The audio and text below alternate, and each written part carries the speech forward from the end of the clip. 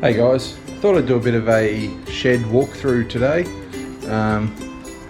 Show you what's around, what projects I've got on the go, and whereabouts the new car is at. Starting with my 1983 Mazda B2000. Ignore the shit in the back. This thing's here for an engine swap. This is my car. Interior is actually immaculate. Don't think you can see in there. But it's getting a Mazda FE3 engine, which was donated out of a Kia Sportage, twin cam 2 litre, fully forged internals from the factory, and should put out about 90 something kilowatts, 95 to 97 kilowatts thereabouts. They came out in various states of power outputs. Next over here, my stretcher's still airing out from the last trip. We did a nav run trip a few weeks ago.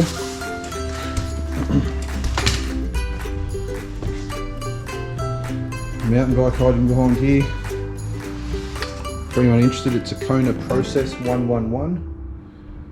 Nice bit of gear. And this is the replacement Maverick for the GQ that rolled last year in some form of state of repair. The belly tank's about to be dropped out of it, which I suspect has got dirt in there somehow, and it's somehow getting past the fuel filter, so it's not, the carby's not running right basically. It's got an Ocam roof rack, a couple of extras, little goodies. Just all-terrain 31-inch tyres at the moment, but it was previously on dual fuel, so it hasn't got a main tank. It's only got the belly tank, which is a pain in the ass because I need to drop that to remove my trailing arms, which I'm then going to cut up and use as engine mounts for my Mazda project I just showed you. I've got a replacement main tank for it, which is 140 litres, and a different belly tank because I suspect this one's got a shitload of dirt and rust and schmutz in it. So that's all going to come out. I'm going to drop that, replace it with the new Superior Engineering heavy duty arms down here. Those bad boys, they're the lower trailing arms. So I'll be removing these guys and cutting them in half and using them as engine mounts. The problem being is that under there it's too dark to see it, but the head of the bolt that holds the forward mount in the car is hard up against the gas tank or the belly tank. So the belly tank needs to come out so I can remove those arms. Towards the back of the shed, up here, excuse the mess, I've got a little dungeon room in here. My partner and I only moved into here in May 2020 during COVID. This is a little dungeon where the bikes can hang up. Got a drill press, some storage. You can keep some camping gear and stuff in here. Bike mount and blah blah blah, and yeah, it's all happening. So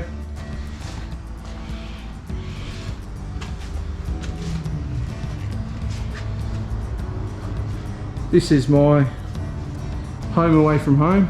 It's in the back half of my house, and this is where I get shit done. You can ignore this thing here, that's not even mine. It's just a mate's car that I've been borrowing while this thing's in various states of repair.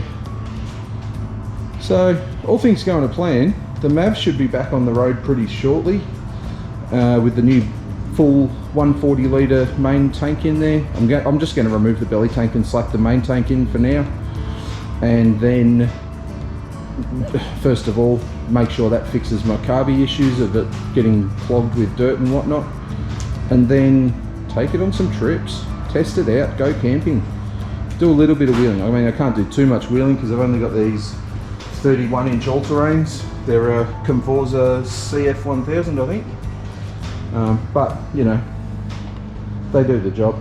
They get me to the main campsites. Wouldn't want to go hard four-wheeling in them. Let me tell you a bit more about this car. It's a 1992 Ford Maverick. They're the DA model designation. Ignore those wheels, they're off my daily Commodore, they can shoot.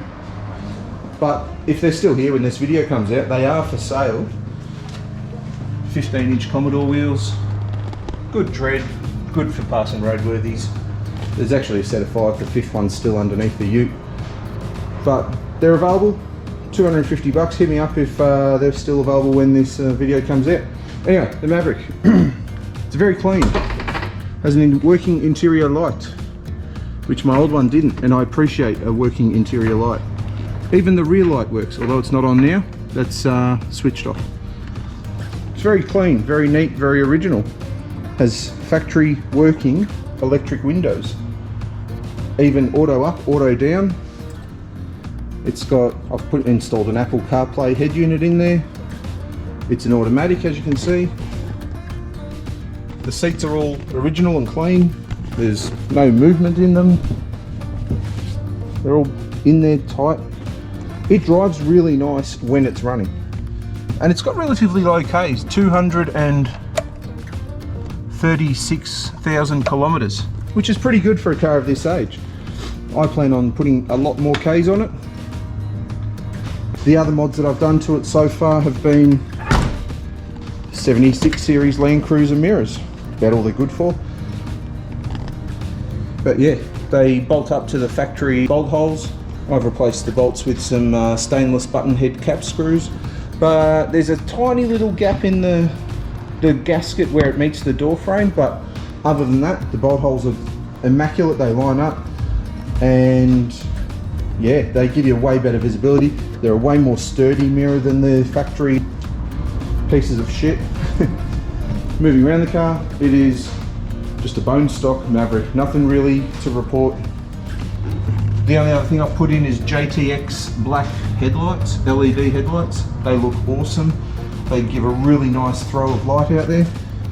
There is a chrome bumper bar, which will be hanging on the wall and saved for a rainy day later on when I replace it with a bull bar. I mean, this car hasn't even got a snorkel fitted to it. I suspect it's just been used as a tow car for a family caravan or something, but the left-hand guard is immaculate, so I'll be keeping that and putting a bonnet through snorkel on from Patrol Doctor. I've actually already got that snorkel stashed out the back. As I mentioned, the Ocam roof rack, that'll have a 270-degree awning hooked onto it in due time. That's about all there is. I mean, it's pretty neat, clean. Usually they're a reliable car. But yeah, all standard, which I like. I like starting with a blank canvas. After my last car, I bought something that had a few goodies and some fruit on it and regretted it immensely. It's had the dicky seats removed. Fridge is still in here from the last trip. All I've got up is a solar panel, a deep cycle battery hooked up the back there, running from just a cheap and nasty solar reg, and the panels in the backyard, keeping that all topped up. Currently sitting on 13.7, which is nice and healthy, keeping the battery all topped up. But I'll be building my own drawer system in here as well, now that I've had a bit of experience and went through a few different designs and drawer systems in the old car. I've got an idea in my head on what I want and what I don't want. So I plan on doing it once and doing it how I want it and not changing it again. There's always going to be additions and modifications made, but I don't plan on changing the bones of it. So that's about it, guys. I'll wrap this video up here. Please chuck a share, like, subscribe, comment in the comments down below, and let us know what you think. If you want to see more of this, let us know. If you want to see me do something different, mountain biking, whatever, let us know. Some kayaking, fishing, anything like that, chuck it in the comments and I'll get onto that as well.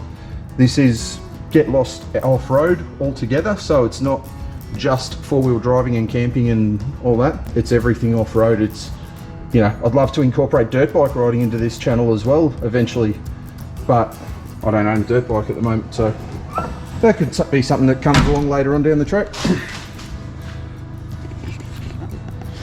Anyway, this is Liam. Catch you later.